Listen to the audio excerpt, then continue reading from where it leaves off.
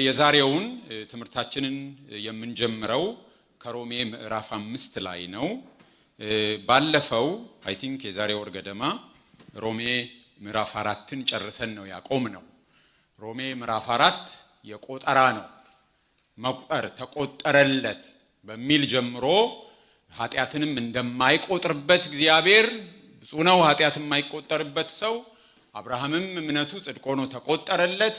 በቃ መቁጠር ብሎ ሲደመድምም ተቆጠረ የተባለው ለአብርሃም ብቻ ሳይሆን ለኛም መሆኑን አብርሃም በምን አይነት ሁኔታ ውስጥ ታምኖ እንደተገኘ ለማመን በሚያስቸግር ሁኔታ ውስጥ ተስፋ ለማድረግ በሚያስቸግር ሁኔታ ውስጥ አይኖቹ የነበሩት እግዚአብሔር ላይ እንደነበረ የሌለውን እንዳለ አድርጎ የሚቆጥር አምላክ እንደሆነ ለሙታን ሕይወትን የሚሰጥ አምላክ እንደሆነ በማመን አብርሃም እንዴት አርጎ በእምነቱ ለእግዚአብሔር ክብር እየሰጠ በእምነቱ እንዴት እንደበረታ ነግሮን ይሄ ግን ለኛም መሆኑን ነበር ሐዋርያው ጳውሎስ ነግሮን የጨረስነው። ከዛ የመጨረሻው ቁጥር የሚናገረው ስለ በደላችን አልፎ የተሰጠውን ስለ መጽደቃችንም የተነሳውን ጌታችንን ኢየሱስ ክርስቶስን ከሙታን ባስነሳው ለኛም ይቆጠርልን ዘንድ ነው ብሎ ቆጠራው ለኛም እንደሆነ ነግሮን ነው የሚደመድመው። እንግዲህ ዛሬ ደግሞ ምዕራፍ 5ን እንጀምራለን። ቆመን እናንብብ።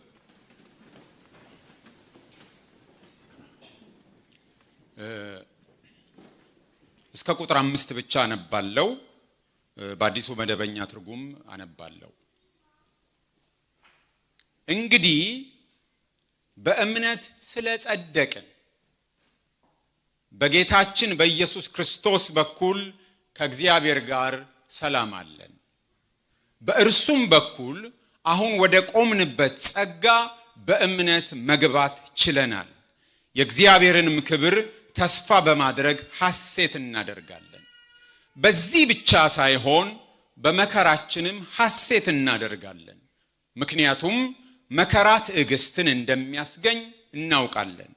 ትዕግስት ጽናትን፣ ጽናት የተፈተነ ባህሪን፣ የተፈተነ ባህሪ ተስፋን፣ ይህም ተስፋ ለዕረፍት አይዳርገንም፣ እግዚአብሔር በሰጠን በመንፈስ ቅዱስ ፍቅሩን በልባችን አፍስሷልና።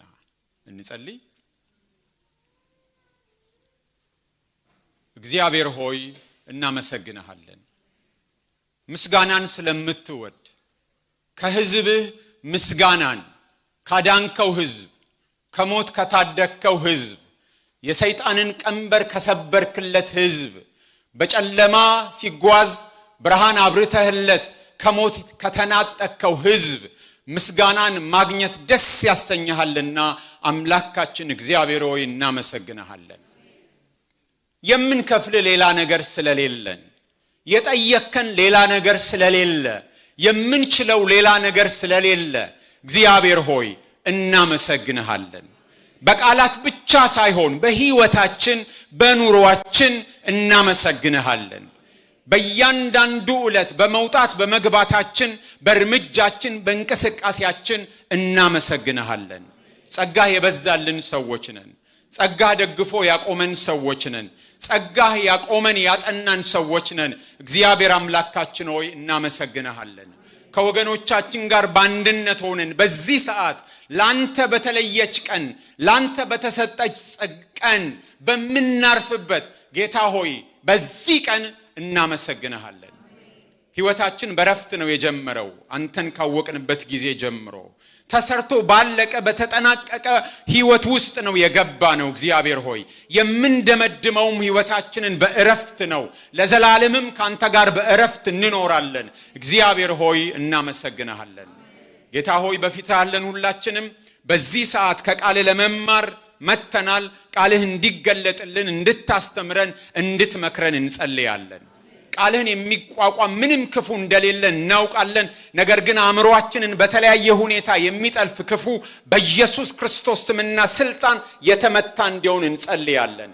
የምንሰማው ቃል እንዲያፈራ የምንሰማው ቃል ሕይወታችንን እንዲለውጥ እንሻለን። ይሄንን የሚገዳደር የትኛውም ኃይል በኢየሱስ ክርስቶስ ስምና ስልጣን የታሰረ የተመታ እንዲሆን እንጸልያለን። ጉባኤያችንን እኛን ሁሉን ነገር ላንተ እናስረክባለን በጌታ በኢየሱስ ክርስቶስ ስም። አሜን። እንቀመጣለን። ምዕራፍ 4 ላይ ሐዋርያው ጳውሎስ በአብዛኛው የነበረው ከምዕራፍ 4 በፊትም ጭምር ሙግት ላይ ነበር። ተቃራኒ ሐሳብ የሚያመጡ ሰዎች እንዳሉ በማሰብ ሰዎቹን ሳይሆን ሐሳቡን ታርጌት በማድረግ እንደዚህ የምትሉ ካላችሁ እንዲህ ነው መልሱ እያለ ታሳቢው ሙግቶችን እያመጣ ምላሽ እየሰጠ ነው የመጣው። አሁን ከምዕራፍ 5 ጀምሮ ግን አሁን ባነበብነው ክፍልና ከዚህም በኋላ ተረጋግቶ ምላሽ ለመስጠት ሳይሆን ተረጋግቶ እኛ በማለት መናገር ይጀምራል። እኛ እንደዚህና እንደዚህ ሆንን በማለት ራሱን በሚያካትት መልኩ ነው የሚጀምረው የሚናገረው። እኛ ማለቱ ለየት ያደርገዋል። ለምሳሌ ምዕራፍ 1 ላይ ሐዋርያው ጳውሎስ እኔ ነበር የሚለው። እኔ ሲጀምር ማንነቱን አስተዋውቆ ለምን እንደተጠራ ከየት እንደመጣ እሱን ሁሉ ተናግሮ ካስፈለገ ደግሞ በወንጌል አላፍርም ብሎ አቋሙን በመናገር ወንጌል ምን እንደሆነ በማብራራት እኔ እያለ ነበር የሚናገረው። ምዕራፍ 2ን ስንመለከት ደግሞ አንተ ብሎ ነው የሚናገረው ገና ሲጀምር። ስለዚህ አንተ የምትፈርድ ሰው ሁሉ ሆይ የምታመካኘው ነገር የታል ምንድነው እያለ ነው የሚናገረው። አንተ ግን አይሁዳዊ ብትባል በሕግም ብትደገፍ በእግዚአብሔር ብትመካ ፈቃዱን ብታውቅ ከሕግም ተምረ የሚሻለውን ፈተነ ብትወስድ እያለ 17 ላይ በሕግ የምትመካ ሕግን የምታውቅ እግዚአብሔርን ታሳፍራለህ፣ ቤተ መቅደስን ትዘርፋለህ አንተ እያለ ነበር ሐዋርያው ጳውሎስ ሲሟገት የነበረው። ምዕራፍ 3 ላይ ደግሞ እነርሱ ብሎ ነበር የሚናገረው። እነርሱ የአይሁዳውያን ብልጫቸው ምንድነው? እነርሱ እያለ ነበር የሚናገረው። ወደ ቁጥር 23ም ዝቅ ብትሉ ሁሉ ኃጢአት ሰርተዋል፣ እግዚአብሔር ክብር ጎድሏቸዋል። እነማ? እነሱ ብሎ ነበር የሚናገረው። ከምዕራፍ 4 ቁጥር 16 ጀምሮ ግን ቶኑ ይለወጣል። እኛ ወደሚል ይመጣል። አሁንም ስናነበው እኛ በእምነት ከጸደቅን ብሎ ነው የሚመጣው። ስለዚህ የድምጸት ለውጥ አለ። ቶኑ ተለውጧል። እኛ እያለ ነው የሚናገረው። ስለዚህ ራሱን በአማኙ ማህበረሰብ ውስጥ በአይሁዳውያንም በአሕዛብም አማኞች መካከል ራሱንም ከቶ ነው ሐዋርያው ጳውሎስ የሚናገረው። ሲጀምርም ገና እንግዲህ በማለት ነው የሚጀምረው። እንግዲህ ወይም therefore ብሎ ሲጀምር እስካሁን የገነባቸው ነገሮች አሉ። ከዛ ተነስቶ አሁን አዲስ ሐሳብ ለማስተዋወቅ እንደሆነ አጀማመሩ ይናገራል። እስካሁን በነበሩት ክፍሎች እምነትና ማመን የሚሉት ቃላት ተደጋግመው ነው የሚመጡት። ካሁን በኋላ ደግሞ ምዕራፍ 5ም 6ም እያልን ስንሄድ ሕይወትና መኖር የሚሉት ቃላት ይደጋገማሉ። እስካሁን እምነት ማመን በማመን ነው በእምነት ነው የሚለው ነገር ነበር አጽንኦት ሲሰጠው የነበረው ሲደጋገም የነበረው። አሁን ግን ስለ ሕይወት ወይም ደግሞ ስለ መኖር ነው የሚያወራው። ካሁን በፊት በነበሩት ምንባቦች ውስጥ ሁላችን እንደተፈረደብን ሲናገር ቆይቶ ነበር ወደ ጸጋ የመጣው። ተፈርዶብናል። በተለያየ ችሎት ነበር የቀረብነው። በሕግ ችሎት ፊት ስንታይ ሁላችን በደለኞች ነን፣ ሕጉ ይፈርድብናል። በእግዚአብሔር ክብር ችሎት ፊት ስንቀርብ ደግሞ ሁሉ ኃጢአትን ሰርተዋል የእግዚአብሔርም ክብር ጎድሏቸዋል ስለሚል በእግዚአብሔር ክብር ችሎት ፊትም ሁላችንም ተፈርዶብናል። በህሊና ችሎትም ስንቀርብ ሁላችን በህሊና ችሎት ተበይኖብናል። ስለዚህ በየደረጃው ባሉ ችሎቶች ውስጥ ማለት ነው በጠቅላይ ፍርድ ቤትም በከፍተኛ ፍርድ ቤትም በሆነ ፍርድ ቤትም በተለያየ ችሎት ስንቀርብ በይግባኝ ሰሚም ስንቀርብ ሁላችን ተበይኖብናል። መጨረሻ ነገር ግን ታሪኩ በዚህ አላበቃም። እግዚአብሔር ፊት ስንቀርብ እግዚአብሔር ምን አለ? አጸደቀን እያለ ነው የመጣው። ጽድቅ ማለት ምን ማለት ነው ብለን ተርጉመናል። በፍርድ ፊት ነፃ መባል ነው ብለናል። ነፃ መባል ኃጢአት ሰርተው የማያውቁ ይመስል መቆጠር፣ ጉዳዩ ሁሉ የመቆጠር ነው የመሆን አይደለም ብለናል። የመቆጠር ኃጢአት እንደሰራን እናውቃለን። ለፍርድ ስንቀርብ ግን እግዚአብሔር ምን አደረገ? አይጠየቁም፣ ነፃ ናቸው አለ። አብርሃም አመነ፣ እምነቱ ጽድቅ ሆኖ ተቆጠረለት። ስለዚህ ነፃ ሆነን ስለተቆጠርን አይፈረድብንም። ነፃ ሆነን ስለተቆጠርን የእግዚአብሔር ቁጣ አያገኘንም። ምክንያቱም መጀመሪያዎቹ ምዕራፎች ላይ እየተነገረ የነበረው የእግዚአብሔር ቁጣ አለ በሁሉ ላይ። የእግዚአብሔር ቁጣ ቀን የሚጠብቅለት ቁጣ አለ። ያ በሁሉ ላይ ይፈሳል ቁጣው ብሎ ነግሮን ልክኛ ጋር ሲደርስ ግን ጸድቀናል ብሎ ስለነገረን ነፃ ተደርገን ስለተቆጠርን ቁጣው አያገኘንም ነፃነን ነው የሚለው። ነገር ግን አሁን ምዕራፍ 5 የሚነግረን ነፃ ሆኖ መቆጠር ብቻ አይደለም፣ ከመጽደቅ ጋር ተያይዘው የሚመጡ ትሩፋቶች አሉ፣ ተጨማሪ ትሩፋቶች አሉ። በደለኛ ሆኖ አለመቆጠር ብቻ አይደለም። ያው በሕግ ግንዛቤም እንደምታውቁት አንድ ሰው ፍርድ ቤት ቀርቦ አልተፈረደበትም ማለት ወንጀል አልሰራም ማለት አይደለም። ነሰሰሪሊ አይደል? ወይ ማስረጃው አያሳምንም ማለት ሊሆን ይችላል። ቢዮንድ ሪዝነብል ዳውት አያሳምንም። ወይ ማስረጃው የተሰበሰበበት መንገድ ሕግ የጣሰ ነው። ወንጀለኛው ወይም ተከሳሹ ላይ ማስረጃዎች የቀረቡት የፍርድ ቤት የፍተሻ ፈቃድ ወይም የብርበራ ፈቃድ ሳይኖር ነው ፖሊስ ቤቱን ገብቶ የፈተሸው። ስለዚህ ማስረጃው ተቀባይነት የለውም ተብሎ ሊሆን ይችላል የማይፈረድበት። ነፃ የመደረግ ወይም በፍርድ ፊት አይጠየቅም መባል ነሰሰሪሊ ወንጀል አልሰራም ማለት አይደለም። አመነ፣ ጽድቅ ሆኖ ተቆጠረ በእግዚአብሔር ፊት፣ እግዚአብሔር ነፃ አረገን፣ አይፈረድባቸውም አለ። ግን that's not the whole story። አብረው የመጡም ነገሮች አሉ። ነፃንን ብቻ ብሎ መሄድ ሳይሆን የተጨመሩ ትሩፋቶች አሉ። እነሱን ይዘረዝርልናል። በእምነት የተገኙ ትሩፋት ቨርቹስ አሉ። ጸጋ አለ፣ ተስፋ አለ፣ ዋስትና አለ፣ የእግዚአብሔር ፍቅር አለ፣ መንፈስ ቅዱስን መቀበል አለ፣ ከቁጣ መዳን ብቻ ሳይሆን ከእግዚአብሔር ጋር መታረቅ አለ፣ ሐሴት ማድረግ አለ። መዘርዘር ይቻላል። ያነበብናቸው ክፍሎች እነዚህን ብዙ ነገሮች ይነግሩናል። ለዛሬ ሁለቱን ቁጥር ብቻ እናያለን። ቁጥር 1 እና ቁጥር 2ን ብቻ እናያለን። ጌታ ቢፈቅድ የሚቀጥለው ሳምንት ደግሞ ሌሎቹንም እየዘረዘርን እንሄዳለን። የመጀመሪያው የሚነግረን ሰላም ነው። ቁጥር 1 የሚነግረን ሰላም ነው። ሰላም እንዴት አይነት ውድ ነገር፣ እንዴት አይነት ምርጥ ነገር እንደሆነ ሁላችን እናውቃለን። እዚህ ቸርች በጣም የሚበዛው ስም እንደሆነ ታውቃላችሁ። ሰላም። ዲያቆናት ውስጥ እንኳን ስንት ሰላም እንዳለ ታውቃላችሁ? 3። ለምን ሰላም የሚል ስም ለምንድን ነው የምንሰይመው? እኔ እህቴ ስሟ ሰላም ነው። ልጄ ሳሌም ያው ሰላም ማለት ነው። ሻሎም እናውቃለን። ሻሎም፣ ሳሌም፣ ሰላም፣ ሰላም ሰው፣ ሰላማዊት እናውቃለን። ለምንድን ነው ሰላም እንደዚህ ውድ ነገር እንደሆነ ሁላችን ስለምናውቅ ነው። ሰላም በየዘርፉ ለትዳር ሰላም ወይም በትዳር ውስጥ ሰላም አስፈላጊ ነው። የመጀመሪያ ልጆች ብዙ ጊዜ ሰላም የሚሆኑት ከትዳር አኳያ እንደሆነ እጠረጥራለሁ። ጥርጣሬ። እኛ ቤት አባታችን አንተን ጳውሎስ ያልኩ በዚህ ምክንያት ነው፣ አንተን ገሌ ያልኩ በዚህ ምክንያት ነው፣ አንቺን እምነት ያልኩሽ፣ አንቺን ፍቅር ያልኩሽ እያለ ይዘረዝርና የታላቀቴን ግን ምክንያት አይነግረንም እና መጠርጠር የጀመርኩት ከዛ ጀምሮ ነው። ሰላም ለቤተ ክርስቲያን እጅግ አስፈላጊ ነው። ይሄን ለእናንተ መንገር ለቀባሪው ማርዳት ነው። ሰላም ለአገር እጅግ በጣም አስፈላጊ ነው። ለኛ ይሄ አሁን ነጋሪ አያስፈልገንም።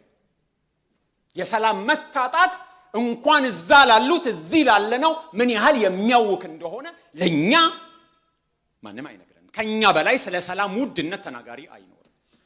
ለካምፓኒ ለድርጅት የድርጅት ሰላም አስፈላጊ ነው።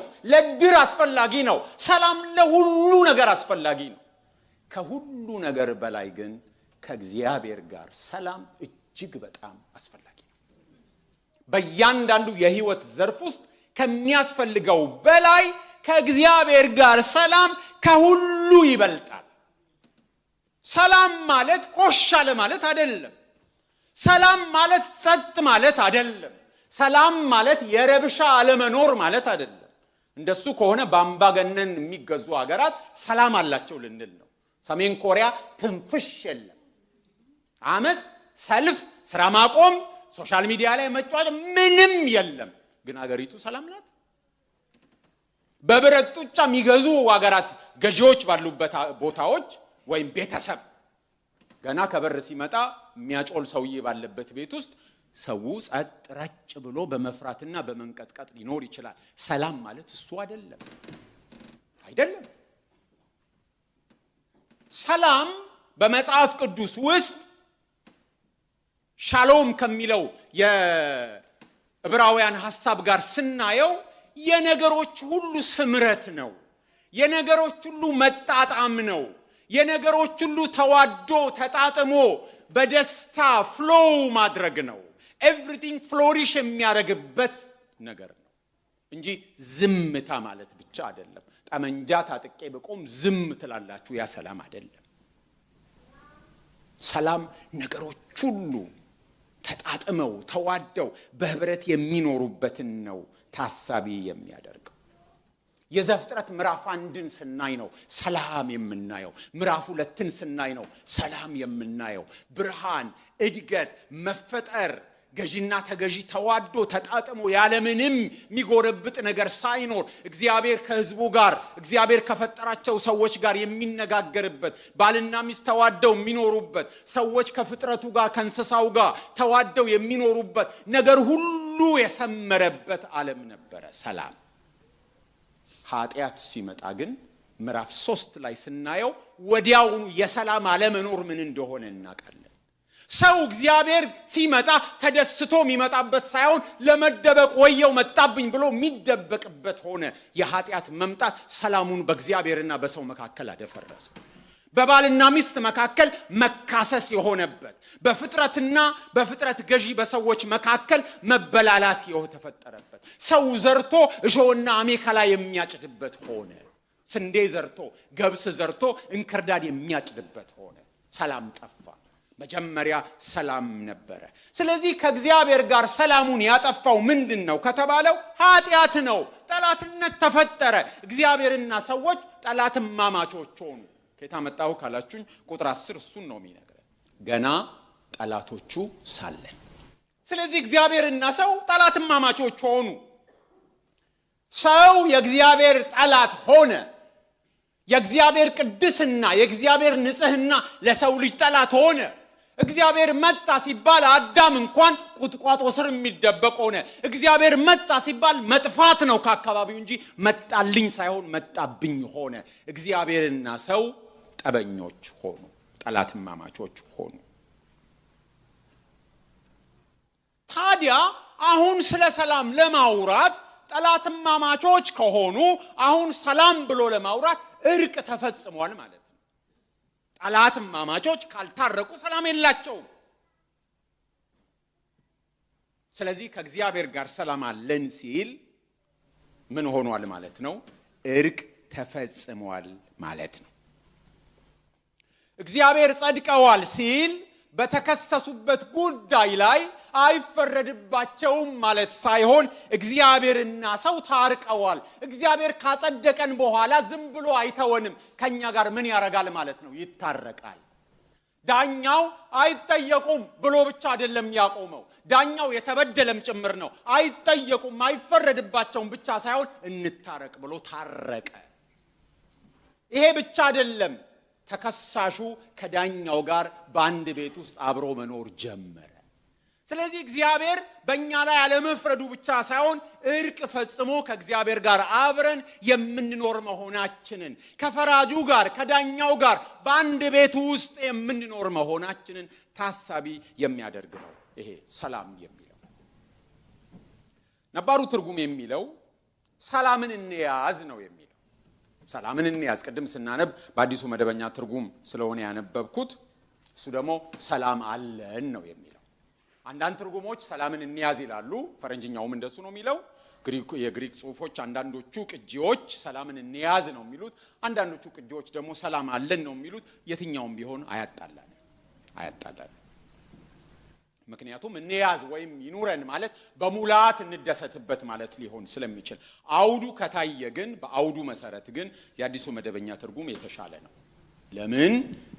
ቁጥር 1 ሰላም አለን ብቻ ሳይሆን ቁጥር 2 ጸጋ ተቀብለናል፣ በእምነት መግባትን አግኝተናል፣ ሁሉም ተቀብለናል ሆኗል የሚል ስለሆነ አውዱ ቁጥር 1ም ሰላም አለን ቢል ተጣጥሞ ነው የሚሄደው። ግን የትኛውም ቢሆን የሚጋጭ ስላልሆነ ችግር የለም። መግባትን አግኝተናል እንመካለን ነው የሚቀጥለው። ስለዚህ ሰላም አለን። የመጀመሪያው ምንድነው? መጽደቅ ብቻ ሳይሆን አይፈረድባቸውም መባል ብቻ ሳይሆን ጻድቅ ሆነው ይቆጠራሉ ብቻ ሳይሆን ከእግዚአብሔር ጋር ምን አለን? ሰላም። እግዚአብሔር ጠላታችን አይደለም፣ ታርቀናል። እግዚአብሔር ባላንጣችን አይደለም፣ እግዚአብሔር ወዳጃችን ነው። በእኛና በእግዚአብሔር መካከል የነበረውን ሰላም ያደፈረሰው የነበረውን ሰላም ያጠፋው ኃጢአታችን በክርስቶስ ኢየሱስ ደም ምን ሆኗል ማለት ነው? ታጥቧል ማለት ነው። ስለዚህ ምናልባት በኃጢአት የምትከሰሱ ሰዎች ካላችሁ ንስሐ በገባችሁበት ኃጢአት ላይ ንስሐ ገብታችሁ ከጨረሳችሁ በኋላ ከእግዚአብሔር ጋር ሰላም አላችሁ። በልባችሁ ኃጢአት ከሌለ ካለ ንስሐ ግቡ፣ ከሌለ ሰይጣንን አትስሙት። ምንም ቢላችሁ ከእግዚአብሔር ጋር ሰላም ያስያጣኝ ነገር በክርስቶስ ኢየሱስ ደም ታጥቦ ነስቷል፣ ኃጢአቴ ተወግዷል፣ ከእግዚአብሔር ጋር ሰላም ነኝ የሚል ስሜት ሊኖራችሁ ይገባል። ንስሐ በገባነውና በተውነው ጉዳይ ላይ በምንም መልኩ መከሰስ አይገባል። ንገሩት። የሚከሳችሁ ከሳሽ ማን እንደሆነ ታውቃላችሁ አይደል? ስለዚህ ንገሩት። ቁጥር ምዕራፍ 4 ስለ መጽደቅ ሲያወራ መጽደቅ ነፃ ናቸው ማለት ነው ብለናል። አሁን ግን ከዳኛው ጋር መኖር ጀምረናል። ከዳኛው ጋር ታርቀናል። በእኛና በእግዚአብሔር መካከል ሰላም አለ እያልን ነው። ይሄ የስሜት ጉዳይ አይደለም። ምክንያቱም አንዳንድ ሰዎች ከእግዚአብሔር ጋር ሰላም እንዳልነበሩ አያውቁም ሰላም እንዳልነበሩ ከእግዚአብሔር ጋር እሱ ያለው እዛ አይሰማቸው፣ ይባክናሉ። ብር ለማሳደድ የሆነ ነገር ለማሳደድ ይሮጣሉ። ስለዚህ ከእግዚአብሔር ጋር ጠብ ጋር መሆናቸው ራሱ አያውቁትም፣ አይሰማቸውም። ይሮጣሉ። ጉድለት ሲሰማቸው ይሄ ነገር ስለሌለኝ ነው፣ ይሄን ስላልገዛው ነው፣ ይሄን ስላላደረኩ ነው፣ ይሄን ባረግ ክፍተቱ ይሞላል፣ ይሄን ባረግ ነገሩ ይስተካከላል እያሉ ለዛ ነው የሚሮጡት። ከእግዚአብሔር ጋር ሰላም እንደሌላቸው ራሱ አያውቁ። ሰላም እንደሌላችሁ ማወቅም እኮ እግዚአብሔር ሲረዳችሁ ነው። ምክንያቱም ወደ መዳን የሚመጣው እነዚህ ነገሮች ሲታወቁ። ግን እነዚህ ሰዎች ስሜቱ አልተሰማቸውም ማለት ከእግዚአብሔር ጋር ሰላም ናቸው ማለት አይደለም። የስሜት ጉዳይ አይደለም። አንዳንዶቹ ደግሞ በውሳኔ እሱ ያለው እዛ ነው፣ እኔ እዚህ ነው፣ አይደርስብኝም፣ አልደርስበትም፣ ሰላም ነን ብለው ይኖራሉ። የውሳኔ ጉዳይም አይደለም። እውነታው በክርስቶስ ኢየሱስ በኩል ወደ እግዚአብሔር ያልቀረበ ሰው ከእግዚአብሔር ጋር ሰላም የለውም። መጽሐፉ ምን ይላል? ለክፎች ሰላም የላቸውም ነው። በመኪናችሁ ኮንትሮባንድ ዕቃ ጭናችሁ በማወቅም ይሁን ባለማወቅ እየሄዳችሁ ፖሊስ ሲከተላችሁ እኔ ያልደርስበትም አይድረስብኝ፣ ወይም በህገ ወጥ የተባለ የፖለቲካ የምናምን ቡድን አባል ሆናችሁ የደህንነት ሰዎች እነማን ናቸው እነዚህ ብለው ሲከታተሉ አይደርሱብኝም አልደርስባቸውም ብትሉ፣ መንገድ ላይ መኪና ስታሽከረክሩ ሰው ገጭታችሁ በማወቅም ይሁን ባለማወቅ አልፋችሁ ትራፊክ ፖሊስ ሲከታተላችሁ ለምን ነው የሚከታተል? እኔ ጉዳይ የለኝም እና ይርሳኝ እኔም ረስቻችኋለሁ ብትሉ ፖሊስ ይተዋችኋል? ብትተውት ይተዋችኋል? አይተዋችሁም። ወንጀል ሰርታችኋል፣ ህግ ጥሳችኋል። ብትተውት አይተዋችሁም። እግዚአብሔርም እንደዚሁ ነው። ሰው ኃጢአት ከሰራ በኋላ የእግዚአብሔርን ህግ ከጣሰ በኋላ እግዚአብሔርን ትቼዋለሁ ይተወኛል፣ ደርስበትም አይድረስብኝ ብሎ ለመኖር ቢሞክር እግዚአብሔር አይተወው። ሰው በክርስቶስ ከእግዚአብሔር ጋር ካልታረቀ በስተቀር ከእግዚአብሔር ጋር ጠላትነት ስላለው የፍርዱ ቀን ሲመጣ የእግዚአብሔር ቁጣ ይፈስበታል። የስሜት ጉዳይ አይደለም። የመፈለግና ያለመፈለግ ጉዳይ አይደለም። ከእግዚአብሔር ጋር ሰላም እንደሌላቸው የማያውቁ ሰዎች ቢኖሩም ከእግዚአብሔር ጋር ሰላም የላቸውም። የማወቅና ያለማወቅ ጉዳይ አይደለም። እውነታው ይሄ ነው። ስለዘነጋ ነው የሚሆን ነገር አይደለም። ኃጢአተኞች እስከሆንን ድረስ ከእግዚአብሔር ጋር ሰላም የለንም። በእኛና በእግዚአብሔር መካከል ምንም እንደሌለ ብናቅ እንኳን ሰይጣን አውቆ ነው የሚያደርገው። ሰዎች እንዳያስተውሉ የማያምኑትን ሰዎች ልቦና ያሳውራል። ሰላም ካጡ ሰላም ፍለጋ ሲባክኑ ክርስቶስ ሊያገኛቸው ይችላል። የሚነገራቸውን የወንጌል ቃል የምስራች ሰምተው ሊድኑ ስለሚችሉ ሰላም እንደሌላቸው እንዳያውቁ ያደርጋቸዋል። ኃጢአት እንደሌለባቸው እንዲያስቡ ያደርጋቸዋል። የኃጢአተኝነት ስሜት እንዳይሰማቸው ያደርጋል። ሰይጣን በጣም አራዳ ነው ታውቃላችሁ። ክርስቲያኖችን በኃጢአተኝነት ይከሳቸዋል። አንተም ብሎ ክርስቲያን፣ አንተም ብሎ አምላኪ፣ ደሞ እጅን ዘርግተህ ትዘምራለህ፣ ደሞ ልልት ያለሽ፣ ደሞ ታጨበጭባላችሁ። የሰራኸውን አታውቅምና ነው፣ ምን ውስጥ እንዳለሽ አያውቁብሽምና ነው። አሁን እኮ ቢገለጥ እግዚአብሔር ደሞ ውስጥ አታፍሩም እያለ ኃጢአተኝነታቸውን በመንገር ይከሳል። ያልዳኑትን ደግሞ ኃጢአተኝነታቸውን እንዳያውቁ ነው የሚያደርጋቸው። ሰላም መሆናቸውን ከእግዚአብሔር ጋር ጠብ እንደሌላቸው እነሱ ጥሩ ሰዎች፣ የሞራል ሰዎች፣ በጎ የሚያረጉ ቻሪቲ የሚያረጉ ጥሩ ሰዎች መሆናቸውን እየነገረ ያኖራቸዋል። ለምን? ኃጢአተኝነታቸውን ካወቁ መፍትሄ ፍለጋ ወደ መድኃኒቱ ሊመጡ ይችላሉ። ስለዚህ በውጭ ያሉት ሁሉ ነገር ሰላም እንደሆነ እንዲያስቡ እግዚአብሔር ከተውት የሚተዋቸው ካልደረሱበት የማይደርስባቸው መሆኑን እየነገረ ሁሉ ሰላም ነው ብሎ በምቾት እየተንከባከበ ሲያኖራቸው ውስጥ ያሉትን ደግሞ እረፍት ለመንሳት ንስሐ በገቡበት ጉዳይ ሳይቀር እየከሰሰ ሰላም ያሳጣል። ጉዳዩ የስሜት ጉዳይ አይደለም። በክርስቶስ ኢየሱስ ከእግዚአብሔር ጋር የታረቁ ሰዎች ከእግዚአብሔር ጋር ምን አላቸው? ሰላም አላቸው። ስለዚህ ጸድቃችኋል ብቻ ብሎ አይደለም የሚያቆመው፣ ከእግዚአብሔር ጋር ሰላም አላችሁ ነው የሚለው። ከእግዚአብሔር ጋር ሰላም ስንሆን ከዓለም ጋር ጠብ ላይ ነን። ከእግዚአብሔር ጋር ሰላም ስንሆን ከኃጢአት ጋር ጠብ ላይ ነን። ከእግዚአብሔር ጋር ሰላም ስንሆን ከሰይጣን ጋር ጠብ ላይ ነን። ከእግዚአብሔር ጋር ሰላም ሲኖረን ከዓለም ከሰይጣንና ከኃጢአት ጋር ጠላቶች ነን። የእግዚአብሔር ወዳጅ የአመፃ ጠላት ነው። የእግዚአብሔር ወዳጅ የኃጢአት ጠላት ነው። የእግዚአብሔር ወዳጅ የሆነ ሰው የሰይጣን ጠላት ነው። ሰዎች ግን ከእግዚአብሔር ጋር ሰላም ከሚሆኑ ከሌሎች ሁሉ ነገሮች ጋር ሰላም መሆንን ይመርጣሉ። እውነተኛ ክርስቲያን ግን ከእግዚአብሔር ጋር ሰላም ሆኖ ቢያስፈልግ ከሁሉ ነገር ጋር ጠበኛ ቢሆን ነው የሚሻለው። ከእግዚአብሔር ጋር ሰላም መሆን ከሁሉ ይበልጣል። ከእግዚአብሔር ጋር ሰላም አለ። ትልቁ የሰላም ጠላት ኃጢአት ነው፣ መንግስት አይደለም፣ ወይም ገዢው ፓርቲ አይደለም። ትልቁ የሰላም ጠላት ኃጢአት ነው። ስለዚህ ሰው ሁሉ ጊዜም ከእግዚአብሔር ጋር ሰላም ከሁሉ ጋር ሲታጣ አስቸጋሪ ነው። የሚበልጠው ከእግዚአብሔር ጋር ነው። እሱን ለማስተካከል በክርስቶስ ኢየሱስ ማመን አለበት። ለክርስቶስ ኢየሱስ መገዛት አለበት። ሰላም ለመሆን በሰላም ለመኖር ለክርስቶስ ኢየሱስ መገዛት አለበት። መገዛት ማለት ማመን ብቻ አይደለም፣ ኢየሱስ ክርስቶስን ጌታ ማድረግም ያስፈልጋል። ባዳኝነቱ ከእግዚአብሔር ጋር ሰላም አድርጎናል። በጌትነቱ ደግሞ የእግዚአብሔርን ሰላም ያመጣልናል። ስለ ሰላም ሐዋርያው ጳውሎስ በሁለት መንገድ ይናገራል። የእግዚአብሔር ሰላም፣ ከእግዚአብሔር ጋር ሰላም። አሁን የምናነበው ከእግዚአብሔር ጋር ሰላም ነው የሚለው። ፊልጵስዩስ ምዕራፍ 4 ላይ ደግሞ የእግዚአብሔር ሰላም ይላል። ስለዚህ በክርስቶስ አዳኝነት ከእግዚአብሔር ጋር ሰላም ሆነናል። በክርስቶስ ጌትነት ደግሞ የእግዚአብሔር ሰላም ይኖረናል። ስለዚህ የእግዚአብሔር ሰላም እንዲኖረን ለክርስቶስ መገዛት አለብን። ማመን ብቻ ሳይሆን እሱን ገዢ አድርጎ መኖር አስፈላጊ ነው። ሕይወትን ለእግዚአብሔር መስጠት አስፈላጊ ነው። አሁን ግን ከእግዚአብሔር ጋር ሰላም ነው። ወዳጃችን ነው እግዚአብሔር። በጸሎት ልናናገረው እንችላለን። ከእግዚአብሔር ጋር ሰላም ስንሆን ከፍጥረቱ ሁሉ ጋር ሰላም እንሆናለን። ከእግዚአብሔር ጋር ሰላም ስንሆን በትዳራችን ሰላም ይኖረናል። ከእግዚአብሔር ጋር ሰላም ስንሆን ከባልንጀሮቻችን ጋር ሰላም ይኖረናል። ሰላሙ የሚጋባ ነው። ከእግዚአብሔር ጋር ሰላም ስንሆን ይጋባል። ከለርለስ የነበረው ነገር ከለርፉል ይሆናል ማለት ነው። ግራጫ የነበረው ህብረ ቀለም ያለው ይሆናል። ለአንዳንዶች ይሄ ደግሞ በጣም ድራማቲክ ሊሆን ይችላል፣ ለሁሉም ባይሆን። ሁለተኛ በእርሱም ደግሞ ወደ ቆምንበት ወደዚህ ጸጋ በእምነት መግባትን አግኝተናል ይላል በአዲሱ መደበኛ ትርጉም። በእርሱም በኩል አሁን ወደ ቆምንበት ጸጋ በእምነት መግባት ችለናል ነው የሚለው። ይሄ ደግሞ ስለ ጸጋ ነው የሚያወራው።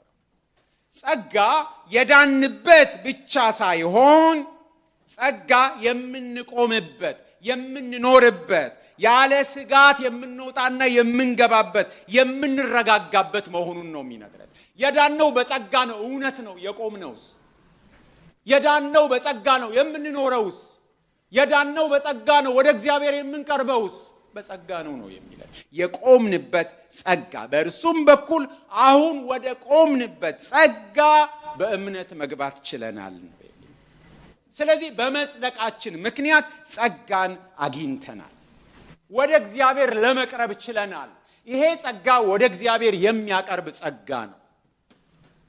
አገላለጹ በነገስታት ፊት መቅረብን የሚያሳይ ነው። ምክንያቱም ምንድነው የሚለው?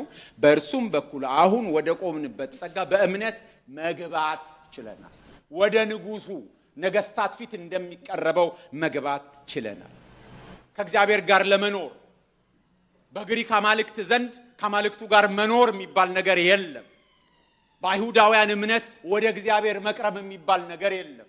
እግዚአብሔር በምሳሌ ወደሚገኝበት ወደ ቅድስተ ቅዱሳኑ እንኳን የሚገባው ሊቀ ካህናቱ አንድ ሰው፣ እሱም በዓመት አንዴ ነው የሚገባው። ሲገባም ደግሞ ፈታ ዘና ብሎ እንዳይመስል አይደል?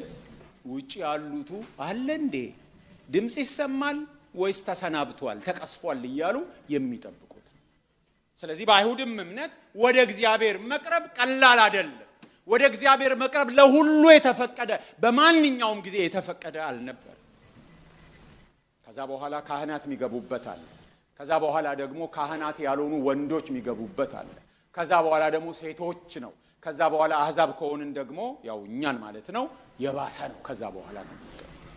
አሁን ግን በጸጋ ወደ እግዚአብሔር መግባት አግኝተናል ነው የሚለው። እግዚአብሔር ይመስገን። ክርስቶስ በመስቀል ላይ ሲሰቀል ጌታ ኢየሱስ ክርስቶስ የቤተ መቅደሱ መጋረጃ ከላይ ወደ ታች ከመካከሉ ተቀደደ። ሉቃስ በመካከል ይናል፣ በግራ ወይ በቀኝ ሳይሆን መካከል ላይ። ከዛ ደግሞ ከላይ ወደ ወይስ ከታች ለሚለው ደግሞ ማርቆስና ማቴዎስ ከላይ ወደ ታች ይላል። ከላይ ወደ ታች ማለቱ ሂውመንሊ እንዳልሆነ ዲቫይን እንደሆነ ድርጊቱ የሚያጸናልን ነው። ስለዚህ ሰዎች በጸጋ ጀምረው በጸጋ ነው መቀጠል ያለባቸው። የምንቆመው በምንድን ነው? በጸጋ። አንዳንዶች በጸጋ ጀምረው በጥረት ለመቆም ይሞክራሉ፣ በመሟሟት ለመቆም ይሞክራሉ፣ ሕግና ደንብ በማምጣት ለመቆም ይሞክራሉ። የገላትያ ቤተክርስቲያናት ችግር ይሄ ነበር። ሐዋርያው ጳውሎስ እንዴ በመንፈስ ጀምራችሁ በሥጋ ትጨርሳላችሁ? በመንፈስ በጸጋ ጀምራችሁ በመጣጣር ልትጨርሱ ነው ብሎ የሚገስጻቸው። የጀመሩት በጸጋ ነው፣ የቀጠሉት ግን በምንድን ነው? በሥራ ስለነበር። አሁን ይሄ ክፍል የሚነግረን ጸጋ ከእግዚአብሔር ጋር መታረቂያ ብቻ ሳይሆን መቆሚያ ነው፣ መጽኛ ነው። ስለዚህ ስጋት አይግባችሁ። የቆማችሁት በጸጋ ነው፣ በጥረታችሁ አይደለም። ይህንን ፈጽሜ ይሆን፣ ይህን ያህል አድርጌ ይሆን፣ እግዚአብሔር ይተወኝ ይሆን፣ እግዚአብሔር ይጥለኝ ይሆን፣ የሆነ ስሜታችሁ ጸጥ ሲልባችሁ ተወኝ ይሆን፣ እግዚአብሔር አይሰማኝ ይሆን፣ ይተወኝ ይሆን ብላችሁ እናንተ ተጣጥራችሁ ይዛችሁት እንደምትቆሙ አታስቡ። ማን ነው ያቆማችሁ? እግዚአብሔር ራሱ ነው። ማን ነው የያዛችሁ? እግዚአብሔር ራሱ ነው። ራሴን ራሴ አላኖርም። እግዚአብሔርን ያስኩት እኔ አይደለሁ። ከልጆቼ ጋር መንገድ ላይ ሲሄድ እጃቸውን ይዤ ነው የሚሄደው፣ እነሱ አይደለም የሚይዙ። አንዳንዴ ተደናቅፈው ሊወድቁ ሲሉ ይተርፋሉ ስለያዝኳቸው። ለምን ያስኳቸው እኔ እንጂ እነሱ አይደለም የያዙ። እነሱ ቢይዞኝ ኖሮ ተደናቅፈው ሊወድቁ ይችላሉ። የያዘን እግዚአብሔር ነው። የምንቆመው በጸጋው ነው። ጸጋ መዳኛ መታረቂያ ብቻ ሳይሆን መኖሪያ ነው። በእግዚአብሔር ፊት ያለነው፣ በእግዚአብሔር ቤት ያየነው ከጸጋ የተነሳ ነው። በእምነት ገብተናል። ካሪስ የሚለው ቃል ጸጋ ተብሎ የተተረጎመው የግሪኩ ቃል ካሪስ ነው። ጸጋ፣ ደስታ፣ ተቀባይነት ማግኘት፣ ፍቅር የመሳሰሉ ትርጉሞች አሉት። ስለዚህ እግዚአብሔር ሲያየን፣ እኛን በቤቱ ስንኖር ሲያየን ፊቱ ላይ ምንድን ነው የሚታየው? ብስጭት ይመስላችኋል? ደሞ መጡ፣ ደሞ መጣች፣ ደሞ መጣ ይመስላችኋል? እግዚአብሔር ፊት ላይ ምንድን ነው የሚታየው? ልጆቻችሁን ስታዩ ምንድን ነው የታያችሁ? የምትወዷቸውን አፍቅራችሁ የምታውቁ የምትወዷቸውን ሰዎች የትዳር ጓደኞቻችሁን ከርቀት ስታዩ ምንድን ነው የሚታያችሁ? ሴቶች ያው መመሪያ ለማስተላለፍ ነው ወዲያው ስታዩ ባሎቻችሁ የምትሞክሩ። ብዙውን ጊዜ ብስጭት ነው የሚታያችሁ። ደሞ መጣ አያፍርም፣ ደሞ መጣች ነው የምትሉት።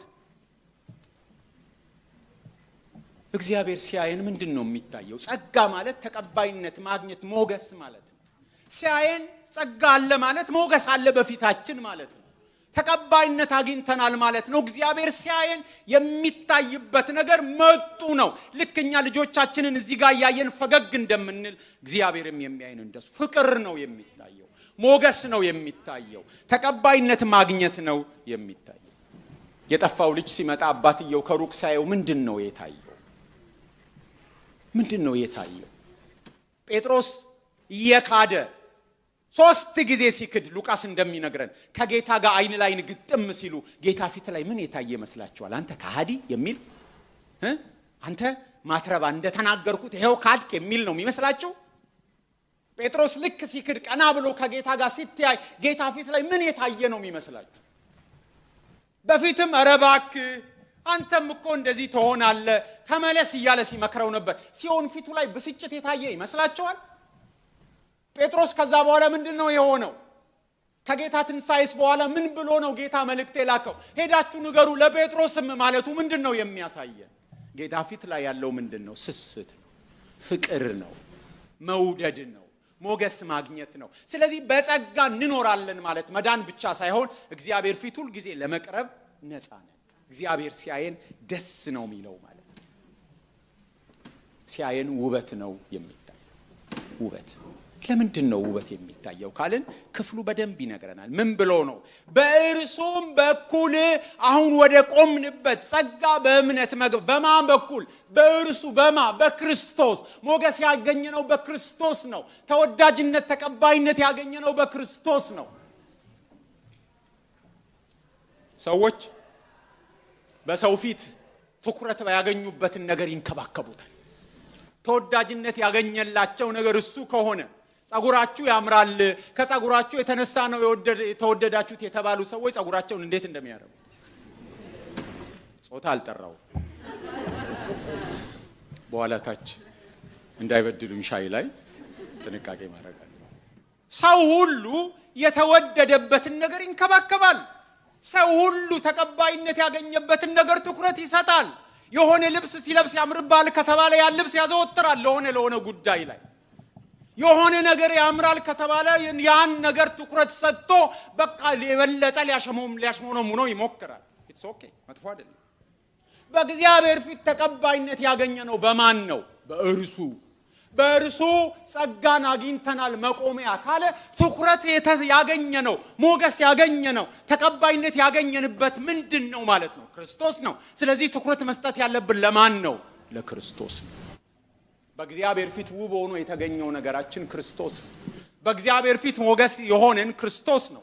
በእግዚአብሔር ፊት ተቀባይነት ያገኘነው በክርስቶስ ነው። እግዚአብሔር ፍቅሩን ለኛ የሚገልጥልን በክርስቶስ ከሆነ የቆምነው በእርሱ ከሆነ ተቀባይነት ያገኘንበትን ነገር ተወዳጅነት ያገኘንበትን ነገር ትኩረት ልንሰጥ የሚገባ ከሆነ ትኩረታችን በማን ላይ መሆን አለበት? በክርስቶስ ላይ። ትኩረት ሁሉ በክርስቶስ ላይ፣ አይን ሁሉ በክርስቶስ ላይ፣ ጊዜ ሁሉ በክርስቶስ ላይ። ሁሉ ነገር በማን ላይ መሆን ያለበት? በክርስቶስ ላይ። የምንሰጠው ትኩረት በማን ላይ መሆን አለበት? በክርስቶስ ላይ። ከክርስቶስ ውጪ በምንም ነገር ሞገስ ስለማናገኝ ማለት ነው። ሰዎች ሁሉ የተወደዱበትን ነገር ትኩረት ይሰጡታል። እፈጥናለሁ፣ ቶሎ ጨርሳለሁ፣ አይዟችሁ። ሐሳባችሁ ሲበታተን ነው ማለት የሆነበት ሰዎች ለመግባት ተሰልፈው እያለ ሰው ወጥቶ ጠርቷችሁ ቲያትር ቤት፣ የመዝሙር ኮንሰርት፣ የሆነ ነገር አስገብቷችሁ ያውቃል? ማለት አገር ቤት ማለት እዚህማ አባከና የሚላችሁ የለም አቃል። የሆነ ሰልፍ ለሾፒንግ ራሱ ተሰልፋችሁ የሆነ ሰው መጥቶ ሰልፉ ረጅም ነው ኑ ብሏችሁ፣ በደርግ ጊዜም ሊሆን ይችላል አንዳንዶቻችሁ ገብታችሁ ታውቃላችሁ?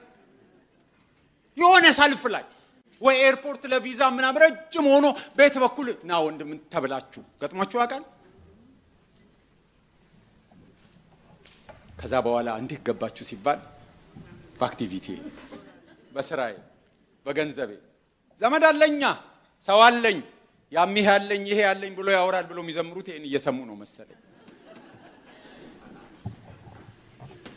ሰዎች ሁሉ ወደ እግዚአብሔር ለመግባት በተለያየ ጥረት በተለያየ መንገድ በእግዚአብሔር ፊት ሞገስ ለማግኘት ተሰልፈው እያለ ክርስቶስ መጣና ናንተ ሰልፉ እኮ በቃ በጾም በጸሎት ተራራ በመውጣት ቁልቁለት በመውረድ ሕግ በመጠበቅ ራስን በማድማት በመፍለት በብዙ ነገር እየጣረ ነይ አንቺ በጎን መጥቶ ክርስቶስ ነይ ወደ እግዚአብሔር መግባት የምትፈልጉት ይሄ ሁሉ ጥረት ይሄ ሁሉ ሰልፍ መቼም አትደርሱም። ወረፋው አይደርሳችሁም። ተስፋ ቁረጡና ግባ፣ በጎን በርና ግባ፣ ና ግባ። በማን የገባችሁት? በክርስቶስ። በስራዬ በዘመድ በገንዘብ አትሉ። በማን ነው? በክርስቶስ። ከዛ ሁሉ ወፈ ሰማይ ህዝብ መካከል የገባችሁት በማን ነው? በክርስቶስ። ተቀባይነት ያገኛችሁት በማን ነው? በክርስቶስ። ስለዚህ ትኩረት ሁሉ ለማን ነው? እስቲ በሉት፣ ትኩረት ሁሉ ለማን ነው? ለክርስቶስ። ሞገስ ያገኘ ነው በሱ ነው። ምናልባት መጥፎ ቀን ሊኖረን ይችላል። ጥሩ ያልሆነ ቀን ሊኖረን ይችላል። የተለያየ ችግር ሊገጥመን ይችላል። ምን እናድርግ? ጌታ ቢፈቅድ የሚቀጥለው ሳምንትም ይሄንኑ ነው የሚያወራው። ችግር ሲገጥመን፣ መከራ ሲገጥመን ምን እንሁን የሚለው ነገር ግን መዳን ብቻ ሳይሆን መቆም በማን ነው? በእርሱ በክርስቶስ ነው። የሚያድነን ጸጋ የሚያቆመንም ያለ ስጋት የሚያኖረንም ጸጋ ነው። ጸጋ መዳኛ ብቻ ሳይሆን መቆሚያ መኖሪያ ነው። ስለዚህ ዛሬ በምንም አይነት ሁኔታ ውስጥ ብንኖር፣ በምንም አይነት ስሜት ውስጥ፣ በምንም አይነት ክረምት ውስጥ፣ በምንም አይነት ጨፍጋጋ ቀን ውስጥ ብንኖር፣ በምንም አይነት መጥፎ ስሜት ውስጥ ብንሆን የቆምነው በማን ነው? በጸጋ ነው። በየትኛውም ሰዓት ወደ እግዚአብሔር ስንቀርብ እግዚአብሔር በፈገግታ በደስታ በስስት ነው የሚያየን። ሶስተኛውን ተናግሬ ጨርሳለሁ። በ5 ደቂቃ ውስጥ ጨርሳለሁ። ሶስተኛ ተስፋ ነው። ተስፋ ነው። ጸጋ ሱፐርናቹራል የሆነ አቅም ገዛ ማለት ነው። ተስፋ ነው ሶስተኛው። ስለ ክብር ያወራል። ምን ይላል? በእርሱም ደግሞ ወደ ቆምንበት ወደዚህ ጸጋ በእምነት መግባትን አግኝተናል ካለ በኋላ በእግዚአብሔርም ክብር ተስፋ እንመካለን ነው የሚለው። በእግዚአብሔር ክብር ተስፋ እንመካለን፣ ወይም በአዲሱ መደበኛ ትርጉም የእግዚአብሔርን ክብር ተስፋ በማድረግ ሐሴት እናደርጋለን። የእግዚአብሔርን ክብር ተስፋ በማድረግ ሐሴት እናደርጋለን። ስለዚህ የምናምነው ለሚመጣውም ነው። ጸድቀናል። ትላንትና ወደ እግዚአብሔር ፊት በጸጋው እየቀረብን ነው። ዛሬ ነገ ደግሞ ምን አለ? የእግዚአብሔር ክብር ተስፋ አለ። የምናምነው ለዛሬ ብቻ አይደለም። ለዛሬ ብቻ ቢሆን ምኖች ነን፣ ምስኪኖች ነን። ለመቼ ነው? ለሚመጣውም። የእግዚአብሔር ክብር የሚለውን ነገር ሰምተነዋል ካሁን በፊት ምዕራፍ 3 ላይ ሁሉ ኃጢአት ሰርተዋል፣ የእግዚአብሔር ክብር ምን ሆኗል? ጎድሏቸዋል። አሁን ደግሞ የእግዚአብሔር ክብር መጣ። በእግዚአብሔር ክብር ምን እናደርጋለን? ተስፋ እናደርጋለን። የእግዚአብሔር ክብር ይጠብቀናል። የጎደለን የእግዚአብሔር ክብር ይገኛል። ያጣነው የእግዚአብሔር ክብር ይመጣል። የጎደለን የእግዚአብሔር ክብር እንሞላዋለን፣ እናገኛለን። ከእግዚአብሔር ጋር እንጣጣማለን። የክብሩ ወራሾች እንሆናለን። ብዙ የመጽሐፍ ቅዱስ ክፍሎች ይናገራሉ። ከጊዜ አኳያ እተዋለሁ፣ ፈጥናለሁ። ብቻ እግዚአብሔር ሲገለጥ፣ ጌታ ኢየሱስ ክርስቶስ ሲገለጥ፣ ይሄ ዳይሜንሽኑ ሲገለጥ ያው ጌታን እናየዋለን። ሌላ ነገር ውስጥ እንዳልገባ። ስለዚህ እግዚአብሔርን ክብር እናገኛለን። ተስፋችን ለነገም ጭምር ነው። አብርሃም ያ ተስፋ ያደረገው ከኛ ጋር ተመሳሳይ ነው። ምዕራፍ 4 ቁጥር 18 ምን ይላል? ዘር እንዲሁ ሊሆን ነው እንደተባለ ተስፋ ባልሆነው ጊዜ የብዙ አሕዛብ አባት እንዲሆን ተስፋን ይዞ አመነ። ተስፋ አይታይም፣ ተስፋ አይመስልም። ያለው ሁኔታ ተስፋ ሰጪ ሁኔታ አይታይም እንደሚባለው ማለት ነው። አብርሃም ግን በሁኔታዎች አይደለም የተገደበው። ግን ምን አረገ? ተስፋ አደረገ። እኛም የሚታየው ነገር ተስፋ የሚሰጥ ባይሆንም፣ መከራ ችግር የሚበዛ ቢሆንም፣ እኛ ግን ሁኔታውን አይደለም ተስፋ የምናደርገው። ተስፋ የሚታይበት ሁኔታ ባይመስልም፣ ተስፋ ሰጭ ሁኔታ ባይኖርም፣ ግን ማንን ተስፋ እናደርጋለን? እግዚአብሔርን ተስፋ እናደርጋለን። ለምን? ተስፋን የሰጠው የታመነ ስለሆነ። ይሄ የሚናገረው ስለ መጨረሻው ዘመን ነው። ስለ መጨረሻው ዘመን፣ ስለ ጌታ መምጣት። ጌታ ሲገለጥ ይሄ የምናየው ነገር ተቀዶ ከሆነ ዳይሜንሽን ሁሉ ነገር አዲስ ሰማይ አዲስ ምድር ሲሆን ጌታን እናየዋለን። ተስፋው ምናልባታዊ አይደለም። ምናልባታዊ ይሄ ተስፋ እንደ እንግሊዝ ወይዘር አይደለም። በእርግጥ እንግሊዝ ከስኮትላንድ ይሻላል። ይሄና ምን አለ አይደለም። ተስፋው ፊንገር ክሮስድ እንደሚባለው እንደው ምናምን ምኞት አይደለም። ተስፋው ገሃድ ነው። ተስፋው ተጨባጭ ነው። ተስፋውን የሰጠው የታመነ ስለሆነ፣ በሱ ማንነት ላይ የተመሰረተ ስለሆነ የታመነ ነው። ጌታ ሲገለጥ የእግዚአብሔርን ክብር ምን እናረጋለን? እንወርሳለን። የእግዚአብሔር ክብር ጎሎን ነበር። አሁን ግን የእግዚአብሔርን ክብር እንሞላለን። የመጽደቃችን ውጤት ብዙ ነው። ከእግዚአብሔር ጋር ሰላም አለን። ወደ እግዚአብሔር ፊት መቆም መቅረብ በጸጋው እንችላለን። ጸጋውን ተቀብለን ወደ እግዚአብሔር ቀርበናል። እንደገና ደግሞ የሚመጣው ዘመን ላይ የእግዚአብሔርን ክብር የምናገኝበት ተስፋ አለ። ስለዚህ ምን አድርጉ? ሐሴት አድርጉ ነው የሚለው።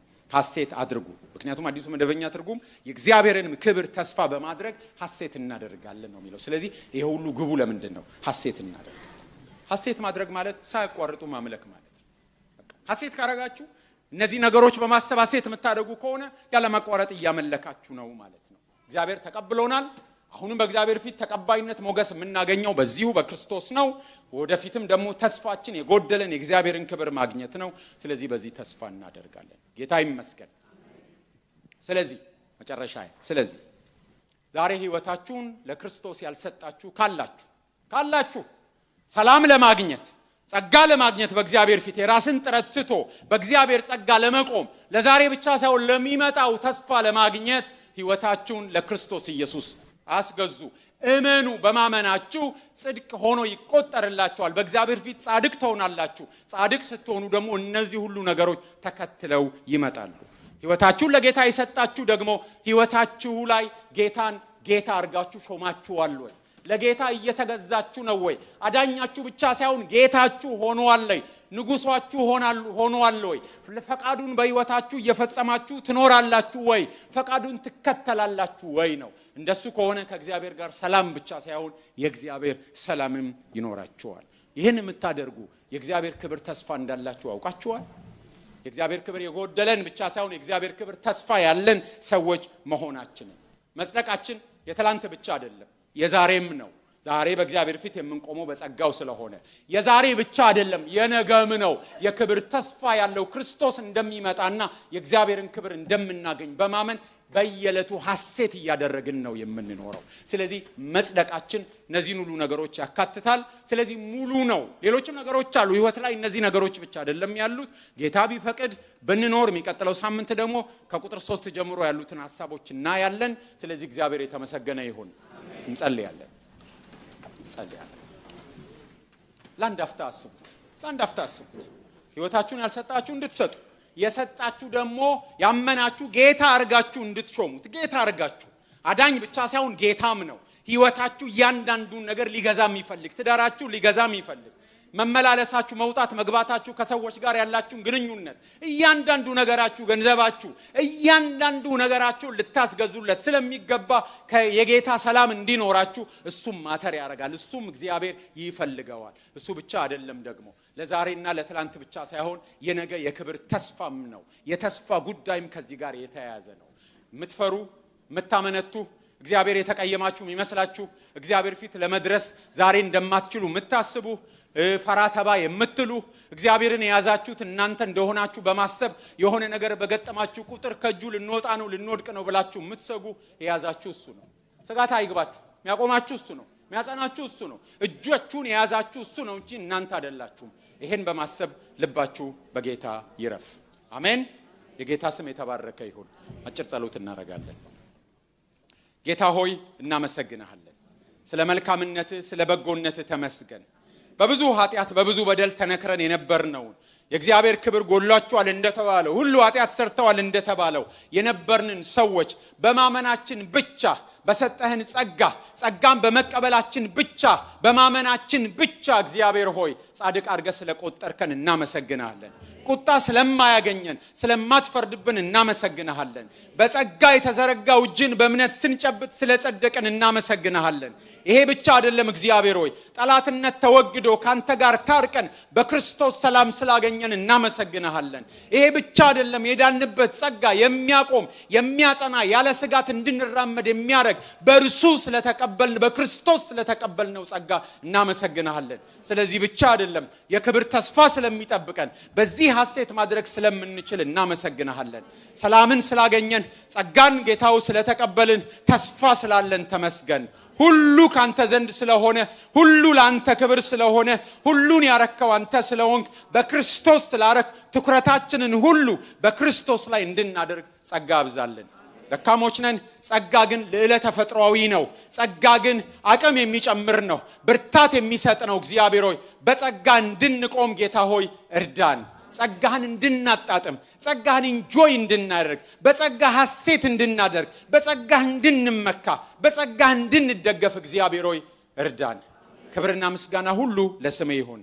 ስለረዳህን ተመስገን በጌታ በኢየሱስ ክርስቶስ ስም።